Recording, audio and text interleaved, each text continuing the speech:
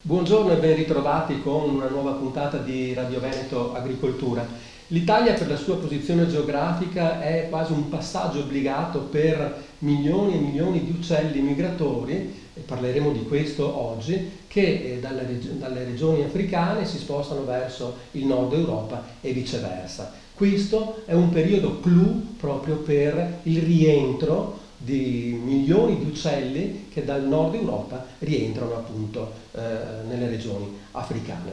Il Veneto, in questo corridoio, lungo questo corridoio, è proprio un punto strategico dove succedono un sacco di cose e dove si possono vedere veramente tantissime specie di uccelli.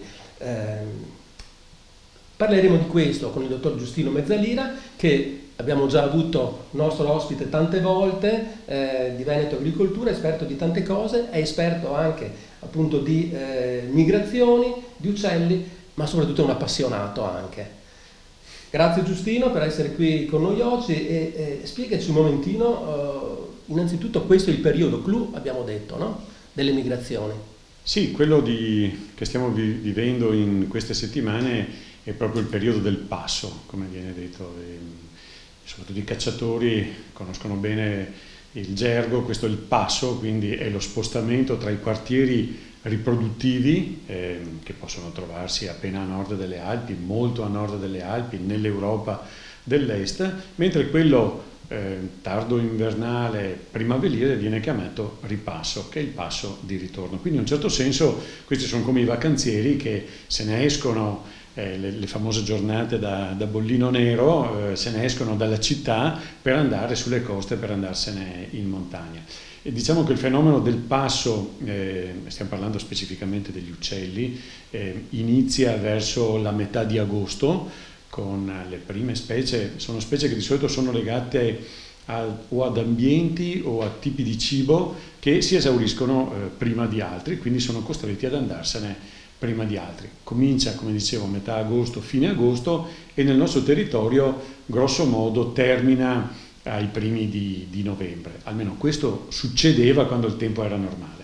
E quindi in questi giorni di ottobre quali sono le specie principali, più importanti che si possono osservare? Ecco, usi giustamente la parola che si possono osservare, perché bisogna ricordare che tanti uccelli migrano durante la notte, quindi al massimo si possono sentire standosene fuori in un luogo silenzioso, magari si possono sentire i versi nel cielo. Quelle che possiamo osservare sono tantissime specie. Ottobre è proprio il mese centrale. Andiamo da molte specie di piccoli uccelli, soprattutto appartenenti al gruppo di quelli che chiamiamo passeriformi, e qui particolarmente famosi anche per tutte le vicende che hanno interessato la possibilità o meno di cacciarli sono per esempio i fringuelli, quelli che noi veneti chiamiamo i finchi, che proprio in questi giorni stanno iniziando a fare il grosso del loro passo.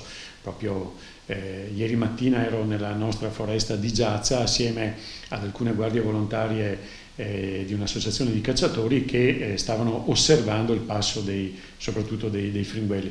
Ma abbiamo moltissime altre specie di piccoli uccelli, pensiamo alle ballerine, molte specie di cince per esempio che stanno passando, molti parenti dei fringuelli come possono essere i lucherini, è veramente un numero che mette in imbarazzo chi non è un attento osservatore.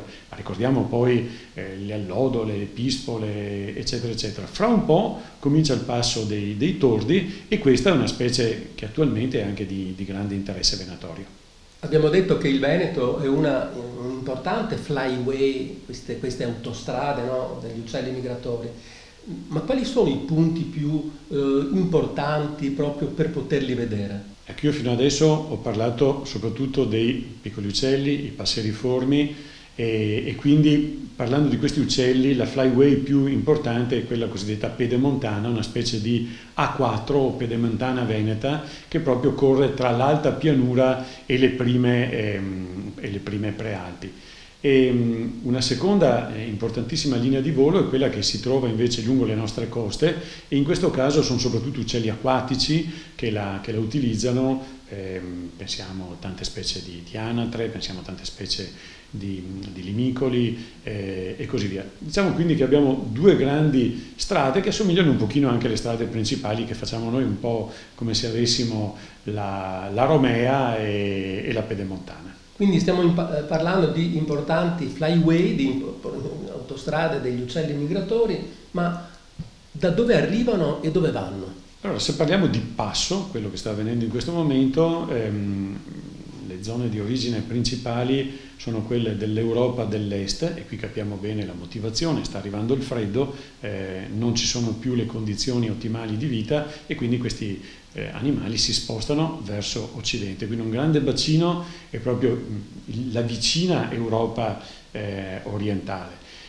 Tutta l'Europa centro-settentrionale è origine di uccelli che passano nel nostro territorio, ma studiando le migrazioni attraverso per esempio l'inanellamento o più recentemente attraverso i sistemi che sostanzialmente prevedono il controllo con delle ricetrasmittenti e poi l'uso di satelliti, sappiamo che alcuni uccelli che arrivano da noi, migrano magari per venire da noi o migrano per passare da noi, possono venire da così lontano che come zona di origine abbiamo le zone siberiane al di là degli Urali. Quindi alcuni animali che vediamo passare sopra la nostra testa o che arrivano da noi durante l'inverno hanno fatto veramente molte migliaia di chilometri, e molti hanno altre migliaia e migliaia di chilometri, perché ricordiamo che molti di questi vanno poi, come dicevi giustamente all'inizio, verso l'Africa, che è un importantissimo bacino di svernamento per tanti uccelli europei ed eurasiatici.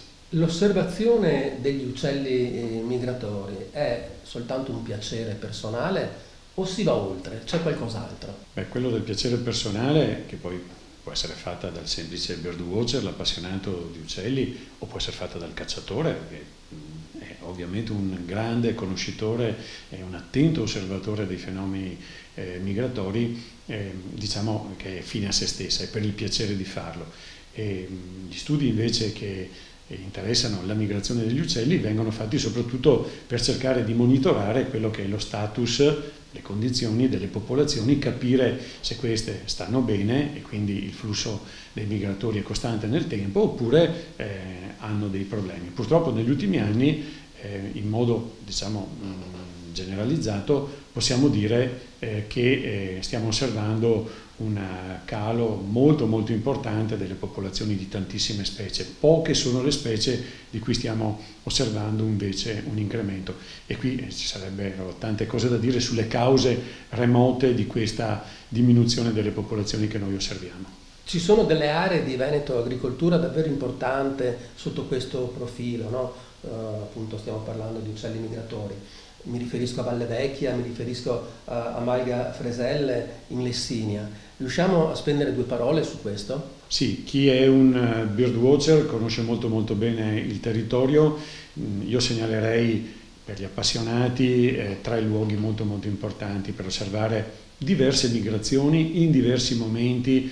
Sto parlando in questo momento soprattutto delle migrazioni autunnali. Le propaggini meridionali dell'altopiano del Cansiglio, e qui da anni i naturalisti, i faunisti della nostra regione hanno un'importante stazione di osservazione proprio alle falde meridionali del Monte Pizzoc.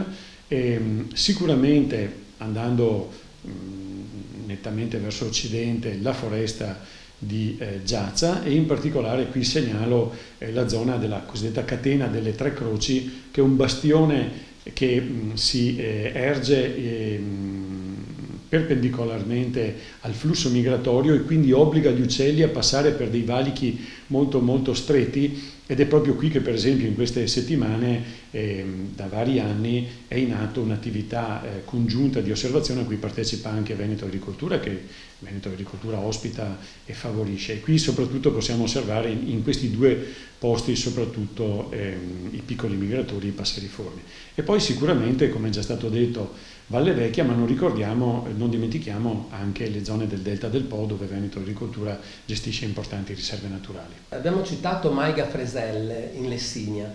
Veneto Agricoltura ha dei progetti, in futuro ha dei progetti su questo importante sito? Sì, questo è il sito sul quale stiamo, tra virgolette, investendo di più. Malgrafraselle si trova a 1600 metri di quota, vicino ad un importante piccolo valico, Forcella Ristele, e lì già nel passato gruppi di appassionati avevano fatto delle campagne di osservazione.